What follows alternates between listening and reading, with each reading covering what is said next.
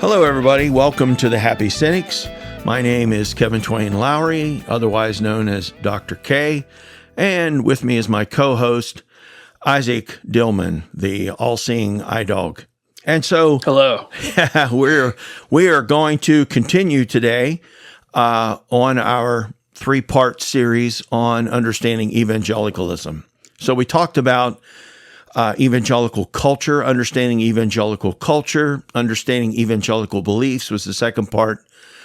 Now, the one part that we need to get into a little more to understand the polarization that started to occur and the eventual fraying of evangelicalism, and I think we're seeing that play out now, this kind of fraying and separation again, had come as a result of fundamentalism, and that kind of being a fulcrum point where some have tipped in one direction, some have tipped in the other direction. Is it so much a fraying as much as it is like a consolidation of true believers while the fringes sort of abandon ship? Well, I've heard, listened to, and read different opinions on that. My own take is that evangelicalism in the 19th century gave rise to a whole bunch of little splinter as sectarian groups. And then there became so many of them that there was actually a movement to start bringing everybody together under these bigger umbrellas. A similar thing happened in 18th century England, and it spurred what was known as the latitudinarian movement. Right. All right. So you can see John Wesley talking about this when he's talking about ecumenism and things like that. But the latitudinarians were those that said we ought to basically reduce the number of doctrines that are core doctrines or essential doctrines so that will give individual people more latitude in the particular things that they believe. And I think that to a certain extent, there was that was a parallel movement, say like the strongest groups were this whole restorationist movement. So you had some of the less Presbyterianism, but you had others, like you had the Church of Christ, the Disciples of Christ, the Church of God in Christ. Like you had all these groups that did not want to be called Lutheran, Wesleyan, whatever. They wanted to be like the Church of Jesus, the Church of Christ, or it was just simple and plain. And again, some of these groups that came out of that era, even affecting some like the holiness groups, like the Church of God, Anderson, Indiana, same thing, where they don't really have official membership commitments. So it's just kind of like a basic affirmation of faith, get you into the fellowship, but then basic particular doctrines it's just kind of more open-ended. And there were other groups that kind of followed suit that were older groups like Quakers and others that went this same route. What I think happened, is like this was fine as long as everybody was pretty much settled on the very basic things. And that carried through, say, the middle of the 19th century. And what I mean by that is, so this is kind of the starting point for fundamentalism.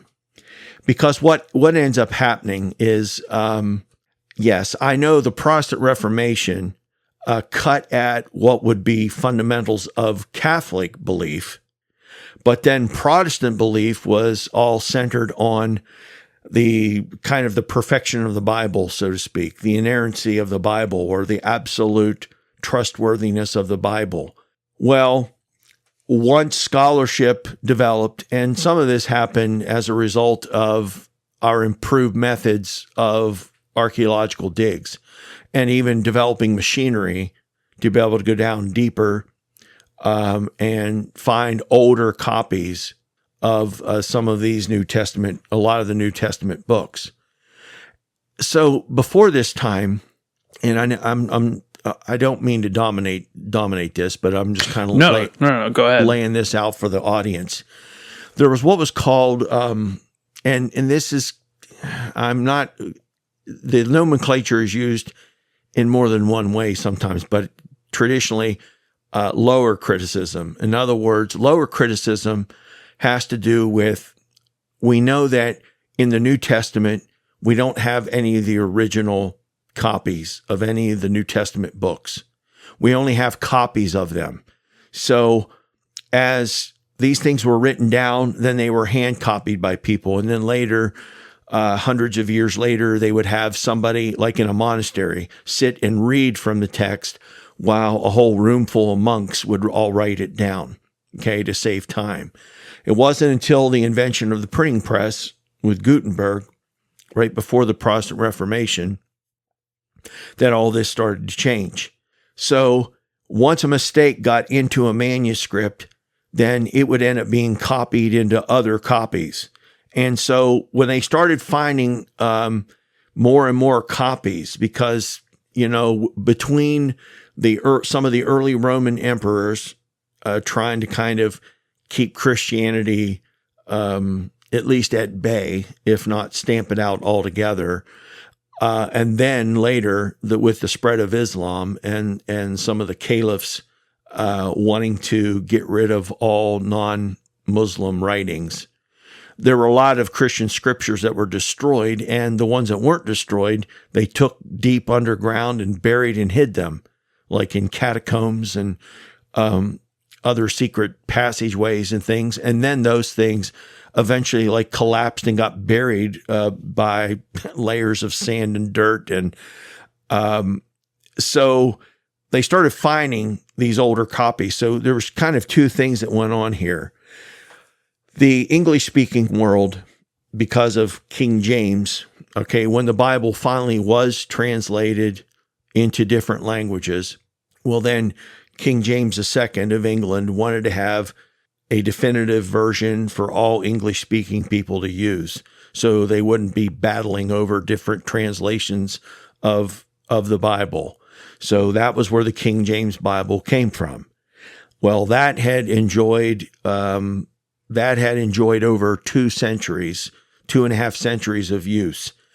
But the thing was, in the mid to late 1800s, they started discovering older copies of New Testament books, sometimes entire books, sometimes just fragments. And there were discrepancies in the wording, usually what happened was, over time, people would add more into the text, because this was also some of the practice of the Old Testament writings as well, and Jewish scholars are well aware of this. And there again is why the Jewish people have historically relied on, once they got exiled, they started relying on rabbis who would be specialists in understanding these texts and what additions and alterations were made and why. And then they would discuss what this would mean. And so it was all kind of a thing.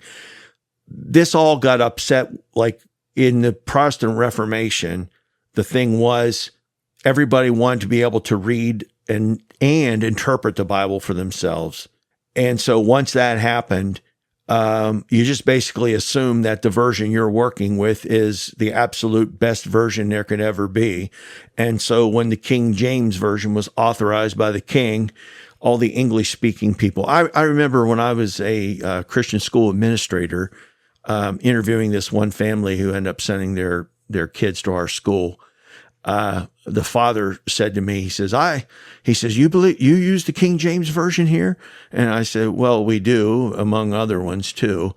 And he says, I believe that the King James Bible is God's gift to the English-speaking world. And I wanted to say, based on what? But I didn't, Well, yeah, there is a weird trend. I'm not sure what denominations subscribe to this, but that like the King James Version was in somehow like divinely inspired. Oh, absolutely. I mean, in its translation. Okay. Which I don't understand how that is a feasible take, but now let me say this, because I'm intentionally bringing this out, because even as I'm just kind of was going through some of this other stuff, see, it's the same kind of parallel as these people that say, I believe that God chose Trump to lead the United States at this time. There were historically, going back centuries, people say, I believe God rose up King James to give us this English version of the Bible. And it's like King James was like this somehow chosen instrument of God to deliver God's word in this final form to everybody. It's almost like, Muhammad coming out of the cave and, with his writings, oh, look here, what else God's given me, or Joseph Smith with the Book of Mormon, so some of that same kind of stuff. Well, here's the thing. There were those people that were upset because they started making newer translations because they had older, more reliable documents, and there were discrepancies in some of the wording. And when some of the modern translations came out, they left out passages that had been in the King James, but they later discovered that these were not in the original they were not in the original documents because they weren't in the older copies. Somebody, at some point, several centuries in, added some of that stuff in. So like the story, for example, of Jesus, them bringing to Jesus the woman in John caught in adultery, and Jesus writing on the ground with his finger, and whoever's without sin, let him cast the first stone. That's not in the oldest copies. And if you take that story out, you can see that the rest of the narrative flows seamlessly. Same thing with the end of the Gospel of Mark. The last 12 verses of the Gospel of Mark are not in the oldest copies. So anyway, go ahead. My Bible, when I was a teenager, even had like a little note yes. at the end of the Gospel of Mark. Yes. Saying, like, this is not original. Yes. Yes. And so, even some of the modern translations, like, should we include it, and or should we put it in brackets? Should we put a footnote, or do we leave it out altogether? So there was that part, but then there were other people saying, well, how do we even know that the originals are even accurate, and whether all these stories about Jesus are just a bunch of legend that emerged? And this came about, once they started studying the text and they had more evidence to work with, then there was serious reason to believe that these texts were not written by firsthand witnesses, but they were written decades later. Okay? And I'm not going to get into any particulars about that, and that's a little out of my expertise anyway, but nevertheless. But so for our listeners, we've now crossed the bridge from lower criticism to modern higher criticism. Exactly. And that's what triggered, say, the scholars at a place like Princeton. So like the Charles Hodge, Benjamin Warfield, Archibald Alexander, all those folks, that's what got them all worked up. So these high scholastic Presbyterians, okay, that got them worked up because there were people suggesting, like even Albert Schweitzer, the whole quest for the historical Jesus. Basically, David Strauss and others were saying, well, we have to make a distinction between the historical Jesus and the Christ of faith. So in other words, yes, are the Gospels really giving us an accurate biography of Jesus, or are they giving us like a legendary kind of a John Henry, Paul Bunyan, right? George Washington chopping down the cherry tree type of exaggerated biography, with his miracles and all that sort of thing. So this is what the fundamentalist came about, and a guy named James Orr, he funded this. I think it was out at Chautauqua in Western New York, and they had a big conference and had a bunch of different scholars come in, and they came in and were defending like the literal miracles of Jesus, Jesus' literal resurrection from the dead, and such and such. And this was all under biblical inerrancy. But let me point out though, for these Princeton theologians, at least at this time, I've done some study in. I'm not the greatest expert, but here's the thing. I've mentioned this before, and I do know this. Charles Hodge refused to defend anything like a verbal dictation theory of the Bible. Yeah. Like the idea that somehow God told the authors what to write down and things, like he's like, that has no basis in fact whatsoever. What they were defending was essentially what I might call the theological inerrancy of the Bible. Benjamin Warfield, like whenever he's thinking about evolution, for example, he kind of came down on this side where, well, because of the doctrine of the fall, because of Augustine, right, and Paul saying by one man sin entered the world and death by sin, well, then that has to be literally true in some sense, or else how do I make sense of what Paul said there, by one man sin entered the world? Right, and if you can't make sense of what Paul says there, then the meaning of the crucifixion changes. Yes, because how is Jesus the second Adam? I still hear people say that. A lot of I think a lot of people miss this when we're talking about fundamentalism, but the arguments are sort of built not on there's good external evidence and reason to believe this, but rather if you let any of these things go, there's a slippery slope into you're deconstructing the entirety of the faith. Exactly. And really what fundamentalism was about, it wasn't as much, let's see. And that might be an overstatement, but let's say it this way. It does seem to be like one of their concerns is okay, well, those of you that doubt these things, you can doubt them, but stop calling yourself Christians. I think that was what they found offensive. They would draw the line of orthodoxy such that if you affirm evolution, you're no longer Christian. Yeah, because this really was the point, and other religions have had similar points where you have a history of people taking things in a very literal sense, a very mystical, supernatural sense. But then over time, over centuries, you have later generations who come along and they start interpreting the religion more philosophically, say in Taoism.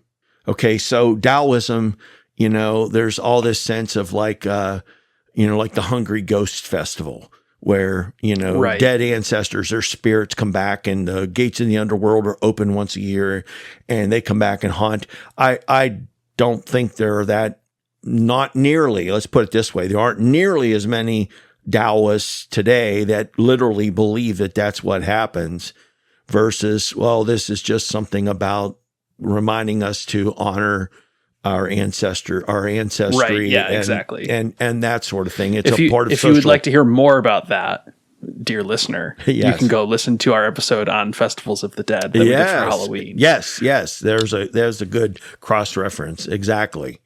So go ahead. One of the things when I was a student and we were talking about Charles Harrich and the Five Fundamentals, it was in one of your classes. One of the things I was frustrated with fellow students was they would be all resistant to fundamentalism and be like, oh, well, this is just ridiculous. But then they would want to turn around and affirm things like total depravity. Right. Right. Well, we believe in evolution. That's, scientifically grounded, but also total depravity is totally true. And I think what they're missing is that the insight of Charles Hodge is you can't affirm both. Right. Exactly. And that's kind of, that's the thing. If you start interpreting more essential things, I won't say fundamental things, but more essential things in a religious schema, then it's going to lend itself to interpreting everything more, say, allegorically or symbolically. And then you have people that, for example, I'm sure that there are, Taoists who don't consider the philosophical Taoists to be real Taoists, for example. And that's really what was going on here, is you have the people who took everything literally. Now, with the scholars, a little different. They're not but once this trickled down, you got to remember, Protestantism, everything, it became very populist, and the whole evangelical movement. So it's like asking the old question: were the Princeton Presbyterians Were they evangelical or not? Well, you can see that most of their thought is very synonymous or consistent with evangelicalism, but yet a lot of the populist type doctrines that emerged, you're not going to see those being defended by like the Princeton theologians. The same kind of thing happened with some of the, there was kind of like a divide in like even some of the Methodist theologians, say like around Boston University in the late 1800s. And so you have some that start interpreting it more generally and symbolically, and others that are still, no, this is literal and it's got to be this and that and the other. Yeah, well, and I think you could kind of draw like, so you have Charles Finney, who's a Presbyterian, right? But he's sort of rejected by Presbyterians today as, well, he's not really a Calvinist. He's more of an Arminian theologian, so he's not really a Presbyterian. He's an evangelical. The question, I think, is, are Presbyterians evangelical or are they mainline? Yeah. And evangelicals have adopted their theological takes. Yes. And the same thing was true for a long time with, say, Methodists. Right. Same thing. Kind of, juxtaposed in between being both mainline Protestant and then evangelical. So, yes.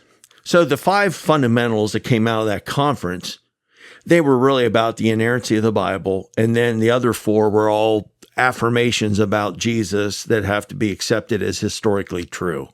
So, his virgin birth, his miracles, his substitutionary atonement. Basically, that's a rejection of what's called the moral influence theory. In other words, there were teachings going back to the scholastic period. Some said, well, maybe the question is, did Jesus have to die before God was willing to forgive humanity? Or did Jesus die just to convince humanity that God was willing to forgive us? So I know that's a subtle difference, but okay, the traditional view is it's kind of like based on blood sacrifice. Unless there's a shedding of blood, God can't forgive. Well, by the time, this came up in the scholastic period, it reemerged in the Enlightenment.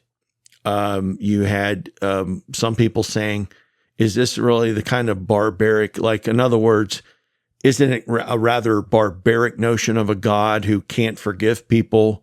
Like Kant said, we're supposed to forgive 7 times 70, according to Jesus, but somehow God can't forgive us unless somebody dies. And it makes our forgiveness seem more moral than God's. And so this is where, people like Kant were saying, no, we have to think that the death of Jesus was not because God wouldn't forgive us otherwise, but it happened as like an aid to help us to accept that we've been forgiven and stop trying to sacrifice animals and do good works to try to earn our salvation.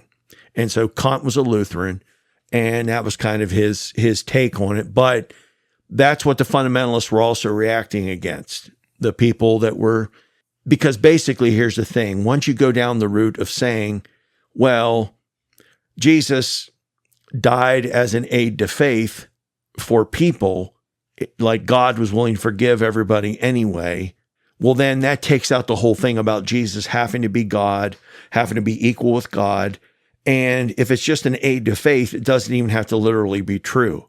It could, and there were people that were saying this, like some of the deists said, well, it's just the story. The story is an aid to faith to realize that, okay, there was this great cosmic sacrifice for everybody, and it's just a story. But the point is that God's willing to forgive us, and if we just ask for forgiveness, we can get forgiveness for the bad things we've done. And so this is really the beginning of, say, Protestant liberalism. That was part of the beginnings of Protestant liberalism, that it's just about living a moral life asking God for forgiveness when we don't do something well. But this business of, well, you got to believe that Jesus is equal with God because he had to die for the sins of the world and he had to literally come back from the dead.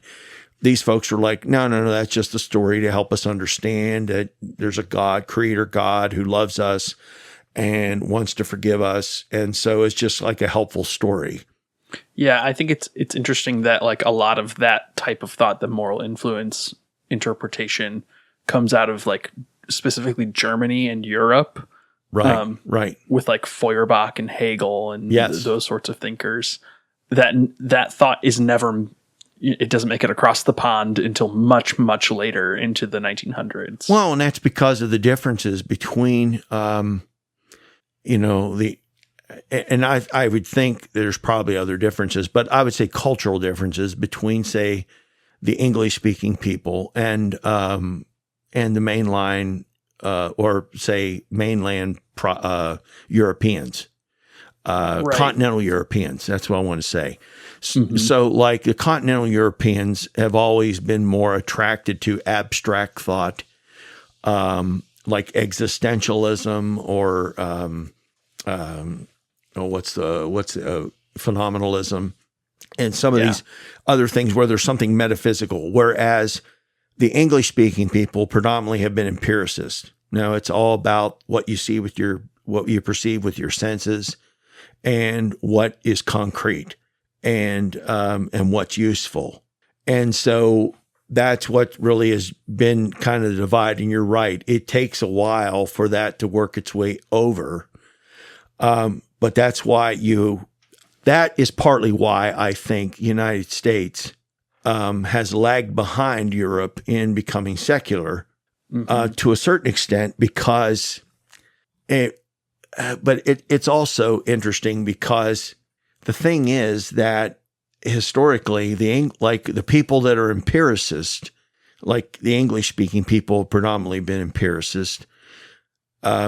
They will tend to just kind of, when they give up believing in metaphysical or spiritual, just give up religious faith altogether and become agnostic or atheist. Whereas people who are more rationalistic, they'll find some way of making it about some kind of higher truth or something that is metaphysical yet.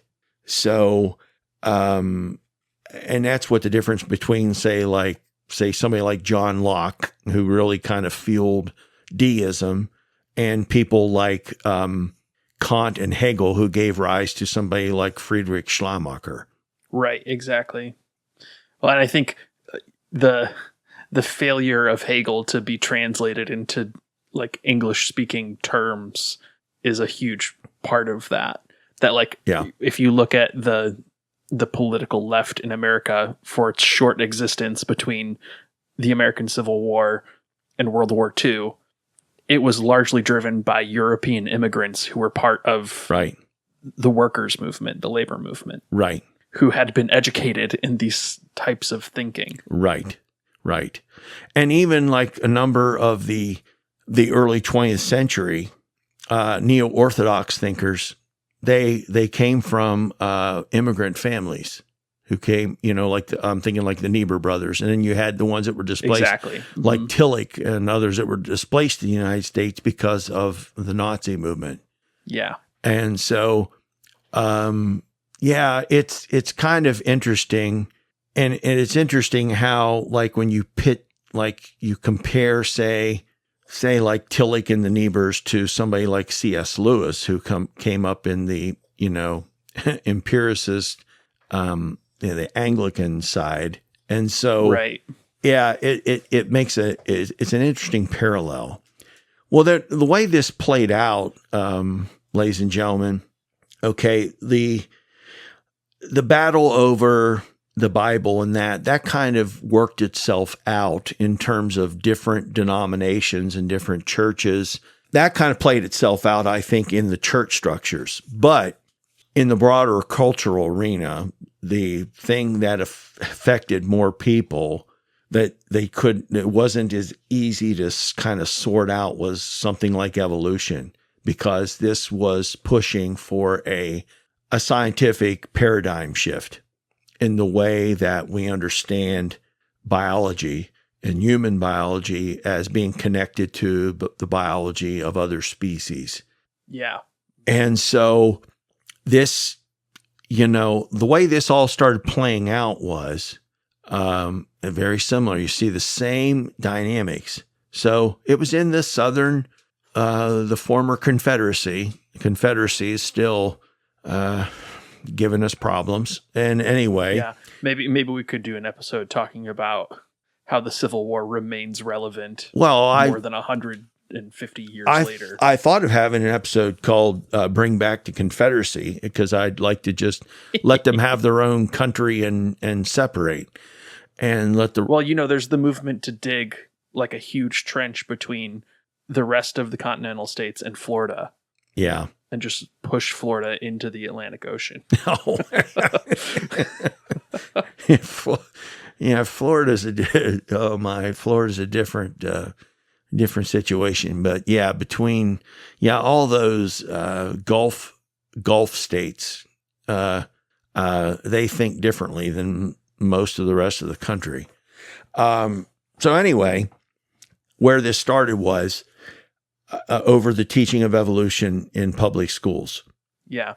Can I offer our listeners just a little bit trace? Absolutely. Why this is such a big problem? Yeah, good. Frame it. Like starting in the early 1800s, you have this movement that is sort of the antithesis of the populist movement, which starts in Europe with the people like Comte doing positivism, which then gets translated into the natural sciences with Darwin. Yeah. But more importantly, is imported into the birth of scientific schools like sociology and anthropology. Right. And social Darwinism starts to be a practiced scientific field. Mm-hmm. Expressed in things like eugenics and other things like that are not so good. Right. Right. And so there's a perception that these social sciences are like the devil. Mm-hmm. Operating in society, which is what the evangelical pushback is sort of fighting.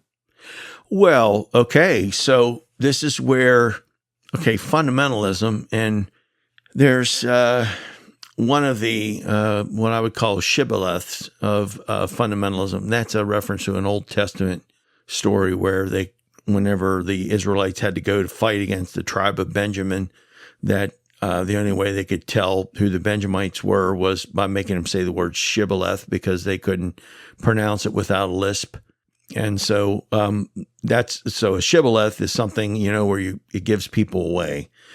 One of the shibboleths of fundamentalism is the idea of talking about everything in terms of worldview, because really this is it really, you're talking about we are talking about these paradigm shifts that started to take place in the late 1800s, and we're developing not only you had a paradigm shift back at time of Galileo that was in astronomy, and the Catholic Church at that time didn't want to accept that, but now you have a paradigm shift in biology. You have paradigm shifts in social understanding. Basically, what you have is the tension between views that are being developed out of our scientific study and getting these views out of the Bible, which represents a different worldview because it was written in a different time, a different era. And so this is where there starts to be a divide between the Christians that are willing to integrate like what we learn from science and history and other disciplines with the Bible, and just use the Bible in terms of, say, higher spiritual principles, as opposed to those that know the Bible reflects the way we should think about the world in general, even if it contradicts science and history and whatever. And so this is kind of like where fundamentalism plays out, you have the people that just refuse, like the Bible is going to be the final answer on everything. If you, even today, if you look at answers in Genesis, Ken Ham says, yeah, we start from the Bible here. Like the assumption is that the Bible is more reliable than all these centuries of science. And what is that based on? So that's the question. Well, the southern states, little by little, these different southern states started passing state laws banning the teaching of evolution in public school. So this is when the ACLU was formed. The ACLU came into being to try to battle this, and they were looking for a test case to try to be able to push this up to the Supreme Court so the Supreme Court could declare all of these state laws to be unconstitutional. All right. So it happened with a guy named John Scopes in Tennessee. And I've talked about this a little before, so I don't want to go back and rehash all these details. But it just basically became like a media circus. Yeah, well, that was another important development of the time, that mass media communication became possible. Right. Right. So like even sort of concurrent with the Scopes trial, you even have, overseas communication happening, so people are now aware of things like Sigmund Freud's thought. Yes. Across the ocean. Right.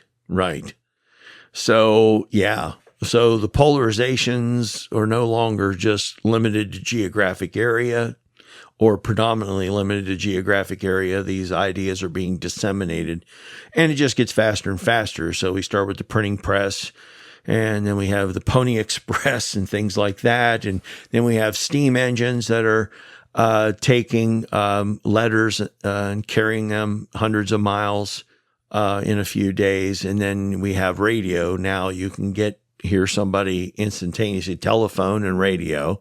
And the Scopes trial was broadcast live. Absolutely. WGN in Chicago was Yeah. one of the big stations that covered it because Clarence Darrow. So anyway, the ACLU, helped by H.L. Mencken, he was an agnostic guy who owned the Baltimore Sun newspaper. And he and the ACLU hired Clarence Darrow, an agnostic attorney from Chicago, to defend Scopes.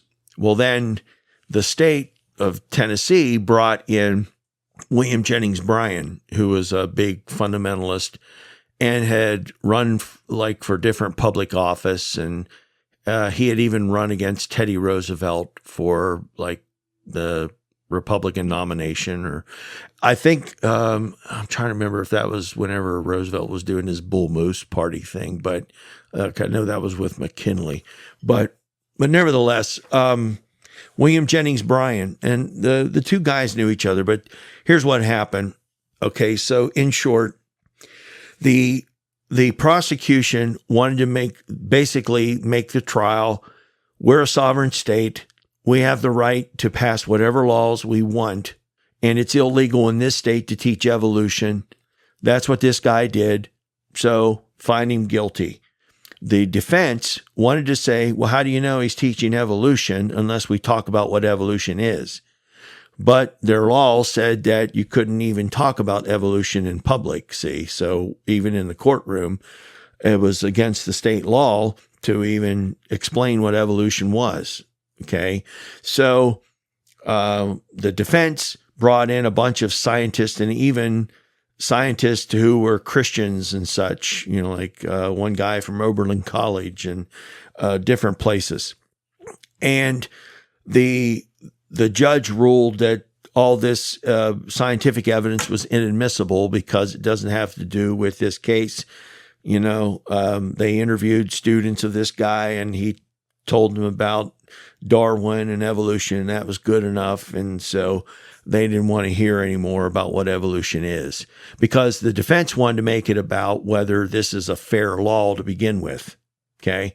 So this went back and forth. So they did at the end of the trial, and when the trial was over, they allowed the scientists to give testimony, and that was put into the appendix of the court records, but it was never part of the trial itself. So whenever the judge ruled out all of the defense as witnesses, he basically, now if you watch the movie Inherit the Wind, it's pretty closely based on it, but it's a little bit of difference. What supposedly happened was Darrow made a deal with William Jennings Bryan to allow them to basically cross-examine one another and to basically examine each other on the witness stand. And so William Jennings Bryan, he agrees to it. Now, Darrow never did end up getting on the stand because of the way William Jennings Bryan his whole testimony fell apart. Because what happened was, by this point in the trial, it was in the middle of July and it was really hot. So they ended up moving the trial outside, setting up chairs and everything. So, Bryan is being interviewed by Darrow. Well, Darrow starts asking him, he's going to ask him questions about the Bible. Well, he starts asking questions like, okay, so after there was, Adam and Eve and Cain and Abel, and then Cain, it says he had to flee, and then it says he knew his wife, and they bore a son. He's like, where did Cain's wife come from? And things like that. And so he's asking questions like this that, Bryan can't really answer. And he's kind of stumbling around. He finally gets him back to the days of creation in Genesis 1 and says, well, how long were these, the evening, morning, or the first day? And he says, it was a day, 24 hours. He says, well, how do you know it was 24 hours? There wasn't any sun or moon till the third day. Well, then he kind of keeps pushing him on it to where he says, could it have been 25 hours or 30 hours? He says, oh, I guess it's possible. Well, once he said that, then Darrow just kind of stuck his foot in the door and said, it could have been millions of years, 10 million years, whatever. And because all these evolutionists were, again, they still try to claim that the Earth's only 6,000 years old. And that's just based on the genealogies in the Old Testament. Right. Well, and it goes to show that the early Princeton theologians, Charles Hodge, that group of people were right. Once you give a little bit of leeway, the whole thing can fall apart. Exactly. And so, after this happened, it was once he admitted it may not have been a literal 24-hour day, the first couple days. Well, then that was all the Darrow just kind of hammered on that until Bryan got all flustered and everything. And they basically then didn't have any more testimony. And then they found Scopes guilty and fined him what would be $100 today, or I don't know what it was, but it wasn't that much money. But again, it was going to be appealed, and they appealed it and pushed it up till they got finally what they wanted and got the state laws to be declared unconstitutional.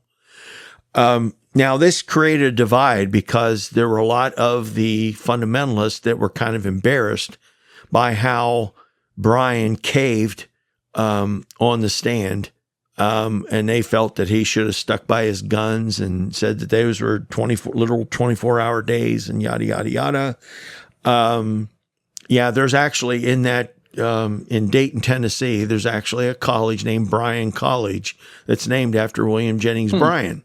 And they are still 6-day creationists as far as I know. But there were some evangelicals who did not want to go that far. And so this gave rise, and that's where they started popularizing the term evangelical. They called themselves evangelicals to let people know we're not fundamentalists. And now this kind of got, fundamentalist was a popular term for a good while up until the 80s, and then it fell out of favor. And now, so when you talk to somebody that identifies as evangelical, they may be fundamentalist or they may not be fundamentalist. But it also raises a question, which I don't know. I don't think it would take a whole episode, but I've had these discussions with others. Are all evangelicals fundamentalists to some extent? And I guess maybe that there would be some sort of semantics there. But I guess the question is, would we call somebody a fundamentalist in the sense that if there's something that cannot be questioned, that it's just improper to question it, whether it's true or not. So anyway, I don't know. Let's say this. I think that, so there was this polarization, and there's still some of that still left, but I think the polarization within evangelicalism has largely shifted to sexuality. And go ahead. To sort of like trace that historically, after the Scopes trial, even evangelicalism sort of fell out of favor. Mm-hmm. Mm-hmm. Like the popularity of it declined pretty dramatically, especially throughout the 30s and 40s. Yes, yes. Until the end of World War II. Right. And so, evangelicalism started thriving and flourishing in the 50s during the Eisenhower administration. And so when I hear people want to make America great again, I think they're thinking about recreating the 1950s. And it was interesting. I just saw a clip, where Reggie Jackson was saying about how, America was in the past was not all that great for everybody. And he was even talking about as recent as like the 1970s and how he wasn't allowed to stay in certain motels, like even when the team was traveling and stuff, and they would end up taking the team to some other place. So anyway, it's interesting how this kind of plays out. But I think sexuality, so you had, and this is another thing. So, what has been this will be another episode, and we kind of talked about this because you brought up to me in one of our private conversations about Billy Sunday and his his popularity with the KKK, and his capitulation and endorsement of the KKK. Well, yes, there was actual endorsement there. Yes, so yeah, maybe I'm trying to be too soft too, but I mean, he literally, I'm pretty sure one of his quotes was like, "The white race is supreme," or something like, it was like pretty shocking stuff. Yeah. So, and I think there was some of that latency there too, which, oh boy, that would be something else to kind of sift out. But, so that was another thing. So there were actually earlier, so we're talking about, say, people like found like Elvis Presley's hip gyrations and that to be disturbing, and improper.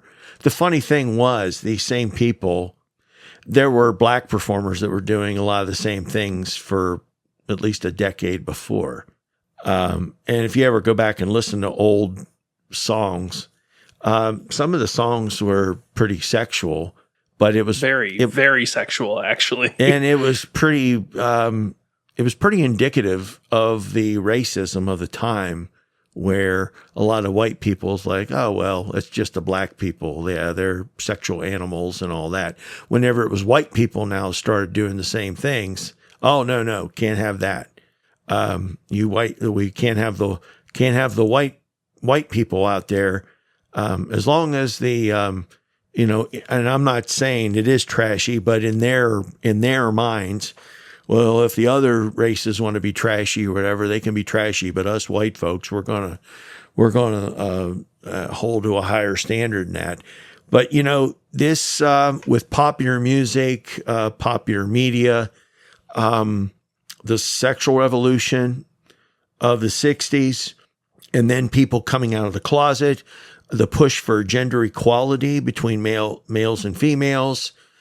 All of this started really pushing against the cultural worldview of the worldview of the evangelical culture. Right. So part of like one of the traces I was trying to get at earlier was like the positivism and then the birth of the social sciences. And then you have Sigmund Freud being sort of imported into some of the, the birth of psychology. Sigmund Freud is very sexual in his language. Yes. In anthropology, you have like a Margaret Mead who, goes to these third world Pacific Islander countries, right, and talks about the coming of age stories of these people and their sexual practices. And yes. As it turns out, monogamy isn't like inherent in human sexual practices. Right. And then you have the Kinsey studies in the 50s and the 40s. And then you have what was the last one? That was sort of McMasters and Johnson. Yeah, the Masters and Johnson study, and all of that gives a like scientific background for the sexual revolution. Yeah. Yes. At the same time that somebody like a Billy Graham is becoming crazy popular. Right. Yeah. And so all of this that's another thing. It's not that Trump created this cultural situation we're in, but Trump is a guy who's capitalizing on it. As well as some of the politicians, and I think in certain ways you could argue that that they're capitalizing on it from both sides of the aisle, either being for it or being against it. I think it would be better to capitalize on it being against it than being for it myself. But yeah, it's really quite fascinating. And I guess then this raises the question in my mind, Isaac. So what's really, I could say, so here's the thing. My question is, what's really at play here, or what is the biggest driving factor? Is it really the beliefs, the way the Bible is viewed, or is it a cultural issue that's being masked with views on the Bible? Like, in other words, do we really have people who honestly believe that it's perfectly okay to ignore what the pastoral epistles, whether Paul wrote them or not, what the pastoral epistles say about women not having positions of leadership, or wives, even some of Paul's letters we know he wrote, wives have to obey their husbands.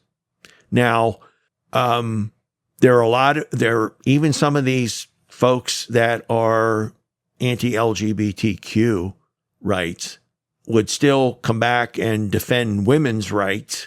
Okay, even though if you go back a couple decades, most of them weren't defending those either. I guess the question is, like, people seem to be willing to interpret more generally, reinterpret passages, or let's say historically contextualize passages when it suits them. But when it doesn't suit them, there's like, oh, well, we can't help it. That's what the Bible says. But if they wanted to, they could contextualize it. They love to contextualize the passages where it's like, in the book of Acts, everybody had everything in common and sold all they had. Right. And then this couple comes and, they didn't give everything they had. They kept some of it for themselves and they're struck dead on the spot. Right. They like to say, oh, that's not really serious. Like the authors of this were just, it was a particular time. They didn't consider this to be like a fundamental part of church life. But your sexual practices, now those have to be strictly endorsed by the Bible. Right. So is it a problem of biblical interpretation, or is it a cultural issue? To me, it's obviously a cultural issue, but because of the hypocrisy of the way they approach the Bible. I want to say this, and I want to give people the benefit of the doubt. I don't think that most of them realize just how hypocritical their stance is. I want to say that there's a certain cognitive dissonance that they have. The whole thing is, as long as most people around them are accepting something, because I've been reading some articles too, like just since in the past few years, okay, evangelical support for or acceptance of LGBTQ has dropped a little bit. It's still significantly higher than what it was, say, over 10 years ago. So, like, I was reading this, I think it was PRRI, Public Religion something Institute, whatever. But they published the journal. Yes.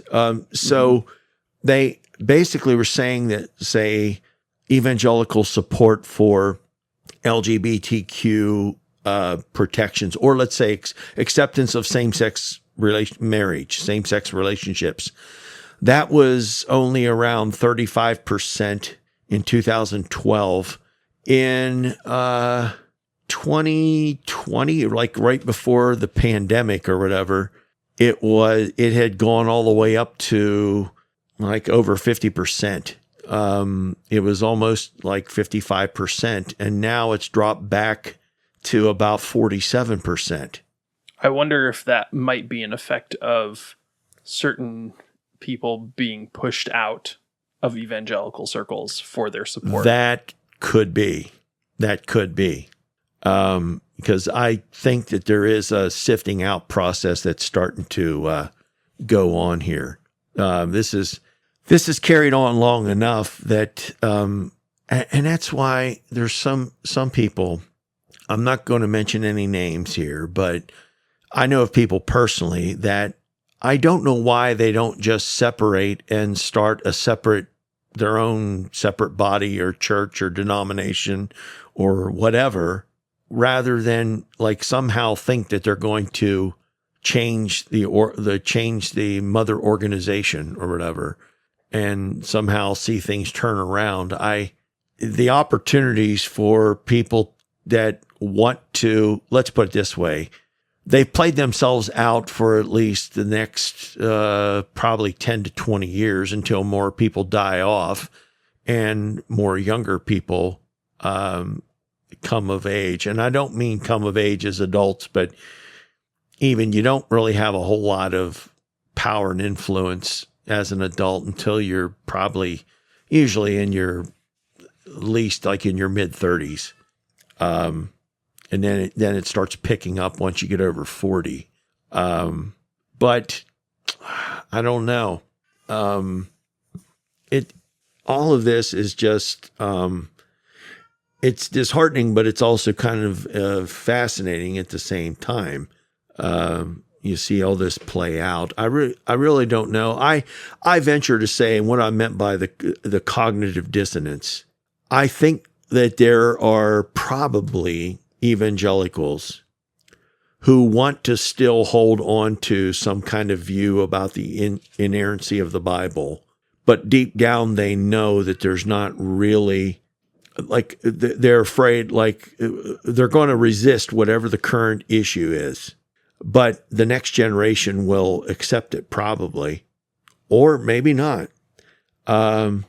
I mean, just like the Answers in Genesis people, most of the students I have aren't really even that interested in, I mean, there's a few, but there's not like a whole bunch of them that really even care about evolution anymore, from what I see in the classroom. 20 years ago, that was a big deal. Now it's all secondary. I mean, I wonder if that's just because the argument is sort of settled. Like, either you affirm evolution or you don't, and there's not, like, nobody's trying to convert people on this issue anymore. Okay, but why is that? Has there really been any like earth-shattering discoveries that we didn't know before? I mean, the only thing that really has changed in the past 20 years was the sequencing of the genome. And the sequencing of the genome has really put the nail into a lot of coffins, because we know exactly which genes mutated to go from one species to another, and what the common character. I mean, this is how we know that, birds and dinosaurs are related, Yeah, I mean, I just think the divide between people who are creationists and those who take the more scientific worldview is so wide that bridge has been burned. Like, yeah. and I watch Answers in Genesis, even though I take the scientific worldview, but I watch it as entertainment and like parody. I watch it to make fun of it. It's not like they're ever going to win me over. There's no way they could ever do that. Yeah, it's kind of like Bizarro World School or whatever. Yeah, I mean, it's literally it's pure entertainment for me. It's a little bit of a sick fascination, Kind of like watching. It's like it's like the evangelical equivalent of Jerry Springer or something, huh? Yeah, exactly. It's kind of exactly what it is. Yeah, it's like a car accident. You can't look away. If they just brought some liberals on the show and had fist fights like Jerry Springer, then it would be complete. Wow. Yeah, that might be $1 million idea for a TV show. That would be funny. To bring in evangelical boxing. Yeah, like a political boxing, bring liberals and conservatives in and let them put on the gloves. And if you lose the debate, you have to beat them in a boxing match. For every question you win, you get a free punch or something. Yeah, it's like American Idol, but instead of singing, it's politics, and the audience gets to vote on their phones for who made the better argument. Oh my! Yeah, I would watch that show. Yeah, maybe.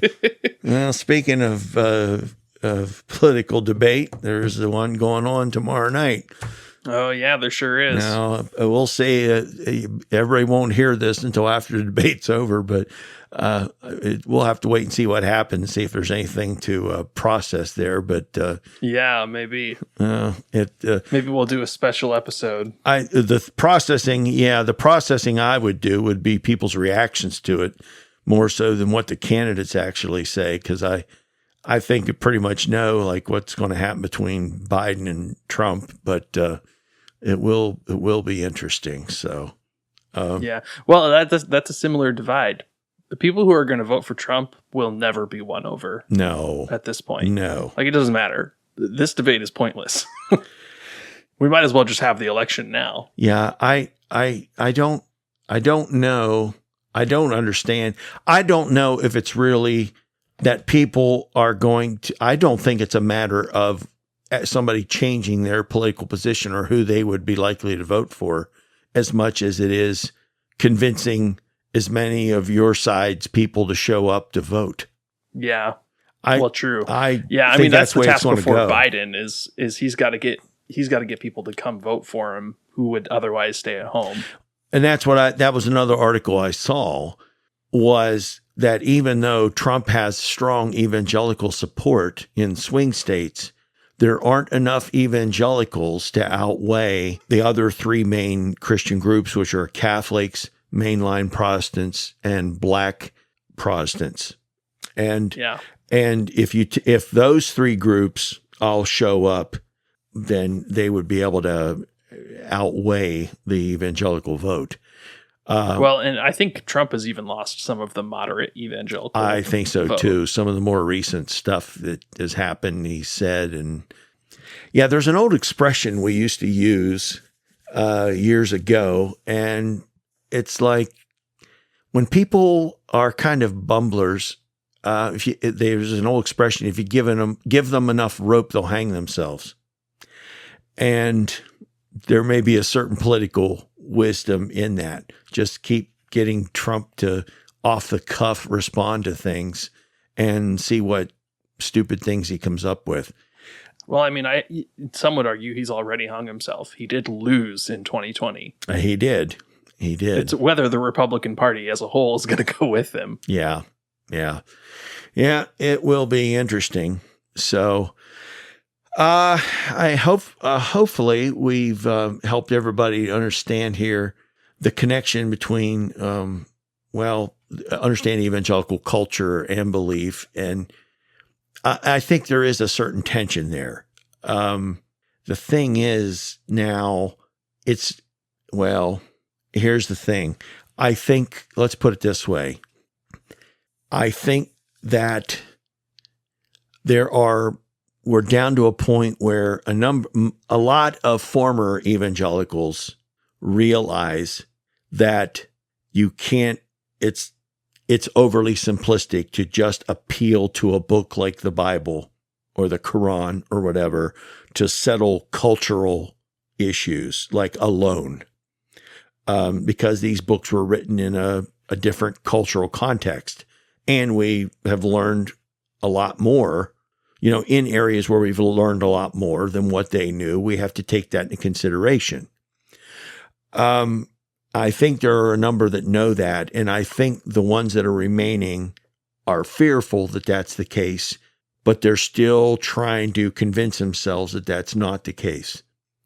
The thing is, once you buy into, this is just my own take on this, once you buy into the notion that you've got a magic book that will basically give you all of life's answers, and then all of a sudden little holes start popping into where, okay, well, this book is important, but it's not necessarily going to tell me what kind of a lifestyle I should live as far as how rich or poor I should be, or how much I should give to the poor, or where I should invest my money.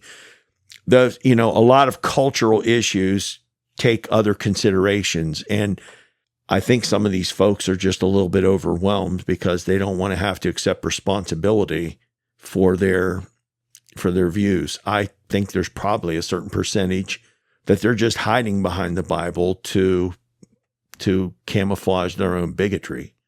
And there are others that they just still have like a slavish obedience to the book. Or the interpretation of the book. Well, yes. A slavish. Well, what I mean is and I've talked about this before. At least Christianity has the advantage that what Jesus says in the Gospels, there's nothing really there that seems like it's going to, at some point, be irrelevant or be outdated, because he's talking about basically good principles. He's not talking about how to keep evil in check, because that is really where it is. Because once you start having people saying, well, this is bad, this is bad, this is bad, and they're talking about everything that's bad, the only thing that Jesus calls out is hypocrisy, And well, I worry that the evangelicals and the political movement behind the evangelicals, yes, or in front of the evangelicals rather, they're sort of pushing it along, is a step ahead of us, right, in how they're conceiving of this, because I think they've gone full Pharisee. And by that I mean that it's not just that it's sinful or wrong to be LGBTQ plus, or whatever the cultural issue is. It's now these people deserve to be put in jail for being LGBTQ plus. I mean, if you read Trump's platform, that's what they're talking about. They're saying, well, anybody who is a purveyor of pornography deserves the death penalty. And we're going to define transgender people and people who are homosexually open as purveying pornography and child abuse. That's the platform of Project 2025, which is the Republican platform. It is full on, crucify him. Yeah. They're Pharisees. They want to take the law really, really literally. Yeah. And they want to kill anybody who breaks it. But they're always careful to make sure everything's defined in terms that they're comfortable with. Yeah. Well, and they want to portray it as, well, we're just loving them because we're getting them into heaven. Yeah. Yeah. All the while ignoring like their special prophetic status as to relaying God's intentions to the rest of us. Like they're extra special. Well, don't you know if you break the Sabbath, you deserve to be stoned to death? Yeah. Yeah. And that's another example. Well, anyway. Okay. I'm about ready to put this to rest. How about you? You okay with this? I mean, I think I've been as harsh as I probably could be on this issue, but yeah, I've reached the end of my thoughts on it, I think. Yeah, same here. Same here.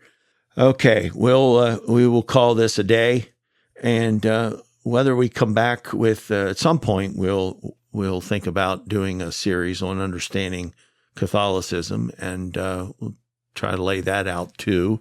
That would be an interesting thing, and some other topics. As always, we'd like to hear from you.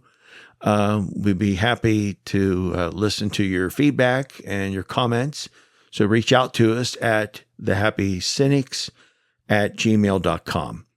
We've enjoyed our time here with you, and if the world doesn't end before, we'll be back with another exciting episode soon. Take care, and God bless.